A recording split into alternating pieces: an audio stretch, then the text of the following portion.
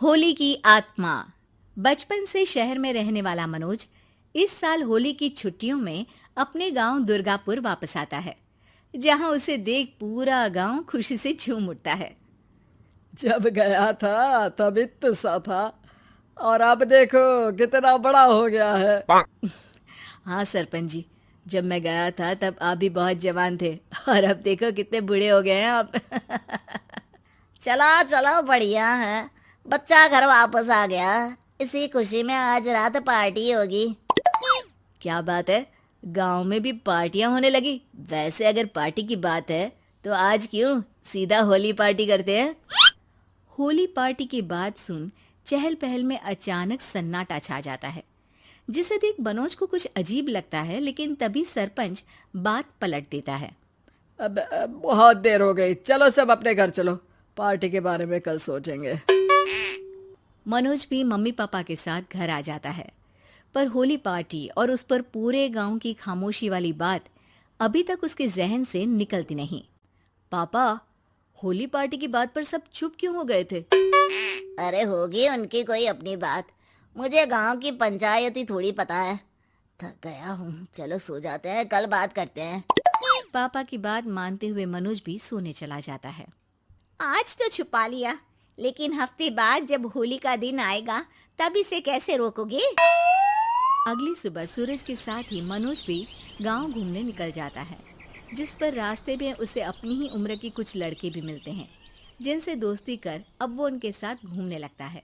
इसी तरह कुछ दिन बीत जाते हैं और होली नजदीक आने लगती है। दोस्तों, होली में 4 दिन ही बचे हैं, पर गांव में उसकी कोई तैयारियां क्यों नहीं दिख रही? क्योंकि यहाँ होली नहीं मनाई जाती। अरे पर ऐसा क्यों?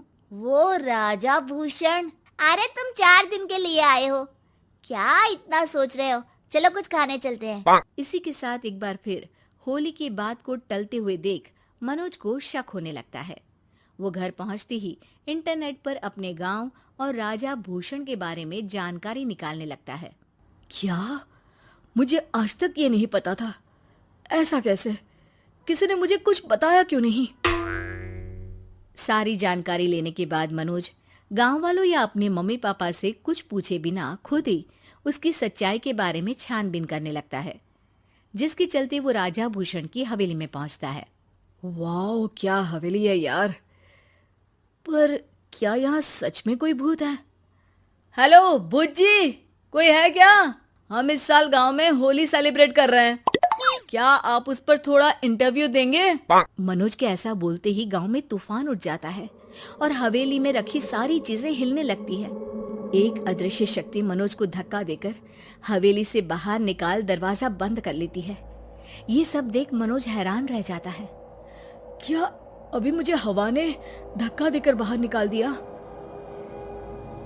मेरे होते हुए इस गांव में कभी होली नहीं मन सकती, इसलिए दोबारा ऐसी कोशिश भी मत करना, अंजाम बुरा होगा। आवाज सुन मनोज हैरानी से इधर उधर देखने लगता है, पर उसे कोई दिखाई नहीं देता। वो गांव वापस आ जाता है, जहां तूफान की वजह से सब कुछ तहस महस हो चुका होता है। आखिर ये तूफान आया कैसे? ना ऐसा कोई मौसम था और ना ही हमने होली का त्योहार मनाने की बात की थी। सरपंच की बात पर कोई रिएक्शन दिए बिना मनोज चुपचाप अपने घर चला जाता है। इस तरह देखते ही देखते होली का दिन भी आ जाता है और मनोज रंग लेकर गांव में निकल जाता है, लेकिन गांव पूरी तरह खाली होता है। अरे त्योहार का दिन है, धूमधाम की जगह मातम क्यों मनाया हुआ है? मनोज की आवाज सुन सब अपने घर की खिड़कियां खोल के घर के अंदर से ही उसे वापस जाने के लिए कहने लगते हैं, पर वो किसी की नहीं सुनता। तुझे पहले भी समझाया था, अगर होली खेलने की कोशिश भी की तो अच्छा नहीं होगा। अरे बात मान लो बेटा, तुम्हें सच नहीं पता। मुझे सब पता है। सालों पहले इस राजा ने एक अंधविश्वास फैलाया और आप लोग आज तक उसे मानते आ रहे हो। अरे बेटा, जब तुम पैदा भी नहीं हुए थे उससे भी बहुत पहले से इस गांव पर होली का श्राप है। अगर गांव में होली का त्योहार मनाया जाता है तो प्रलय आना पक्की बात होती है।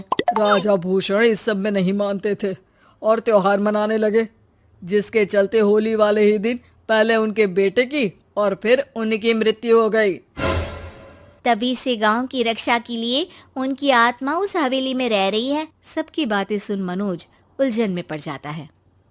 सोचना भी मत मनोज, अगर तुमने इस परंपरा को तोड़ने की कोशिश भी की तो उसका परिणाम इस गांव और गांव के लोगों के लिए अच्छा नहीं होगा।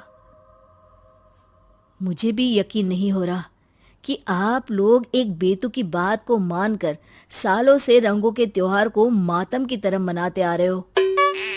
मनोज किसी की कोई बात ना मानते हुए पूरे गांव में रंग बिखेर देता है, जिसके तुरंत बाद वहां तूफान के साथ बिजलियां गरजने लगती है।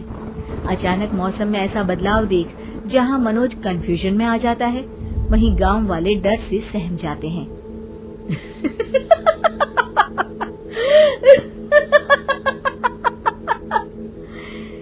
इस लड़के ने हमारे जैसे सिर्फ अपने स्वार्थ के लिए नहीं बल्कि पूरे गांव की खुशियों के लिए यहाँ होली मनाई है, जिस वजह से अब इस गांव पर होली का श्राप टूटता है। ऐसा बोलकर राजा का भूत वहां से गायब हो जाता है, जिसके बाद गांव के लोग धूमधाम से होली मनाते हैं।